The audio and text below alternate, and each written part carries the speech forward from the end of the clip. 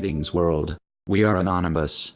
President Donald Trump faced near certain death after the presidential motorcade he was riding in was targeted by Antifa, with Trump being placed in grave danger due to his Secret Service protectors placing him in one of the Roadrunner SUVs instead of his presidential state car that's able to withstand the blast that would have occurred should this attack been successful, and that was also captured on video.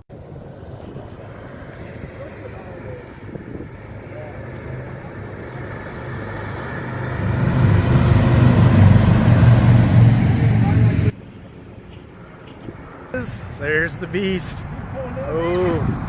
Oh my gosh. Look at that car that just came out of the woods.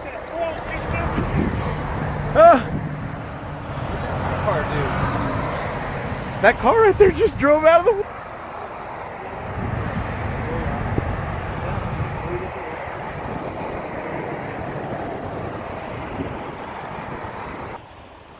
That's why that limo went to the right. Yeah. I was wondering why he swerved like that. Yeah, because The SVR is authorized under Federation law to conduct widespread surveillance on any designated group in the world, and which Antifa was so designated, on the 12th of June 2017, by the State of New Jersey Office of Homeland Security, who labeled them as being a domestic group, and that led to the SVR's shocking discovery earlier this month that these Antifa were being trained in Venezuela, as it pertains to the attempted takeout of President Trump.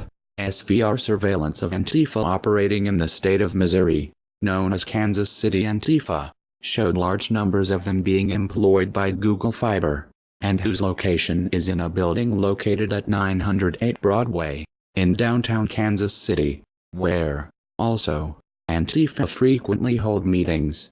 The SVR expressed grave alarm when two vehicles owned by Google Fiber left Kansas City and arrived in Springfield, Missouri, at a telecommunication company called the Base Pro Shop call center where they were contracted to do work, and that was located in a hidden/secretive position adjacent to President Trump's motorcade route, following established protocols when discovering an apparent attack ready to occur in another nation's territory. The SVR contacted the Minister of Foreign Affairs, whose responsibility it is to notify foreign nations, which in this case was the United States, and whose presidential protective forces were able to thwart this attack when, after the Antifa bomb-carrying vehicle made its attack run, it was quickly disabled by one of American's Viper vehicles.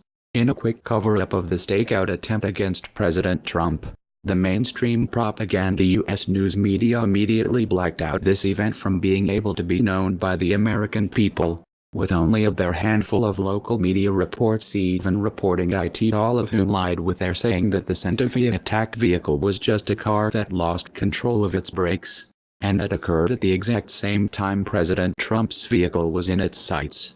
As to why the multi-billion international tech giant Google would want to take out President Trump, is due to their fears that Trump is preparing to file an antitrust complaint against them in order to break up their monopoly, and that is following the European Union's successful fight against this mammoth evil giant, that has, so far, cost Google over $3 billion in fines for its abuse of dominance.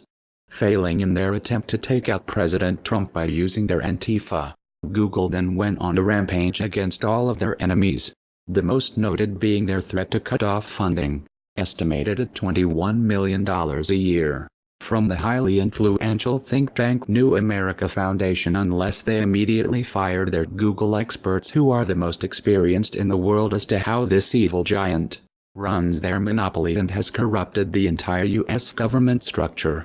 Upon the New American Foundation firing all of their experts knowledgeably about this evil giant, Google, one of these researchers fired back a warning to the American people. What Google did, in attempting to silence my colleagues, was in fact a call to action. It is a call to action for all of us, as citizens, to take back our democracy. We must begin a new era of trust busting, of public utility regulation, of free and open commerce, and of citizen engagement in our political and commercial spheres. Our team was attacked by Google, but we will not be silenced. We will continue our research, advocacy, and speaking, because we know that it is working. This is a battle for America, and for free people everywhere. We must win it. We are winning it. Our freedom, and our children's freedom, depends on it. To how grave this battle of the American people against Google really is, cannot be underestimated, as this evil giant is now, also, reported to being pouring billions of its dollars into U.S. colleges and universities in order to corrupt them all, with one example being their multi-million-dollar support of Dartmouth College lecturer Mark Bray, who wrote a document titled ANTIFA, the Anti-Fascist Handbook, and when condemned by Dartmouth President Philip Hanlon for his advocating violence, Google ordered hundreds of professors to write a letter calling for Hanlon's immediate ouster, not the Antifa supporting Mark Bray. We are anonymous. We are legion. We do not forgive. We do not forget. Expect us.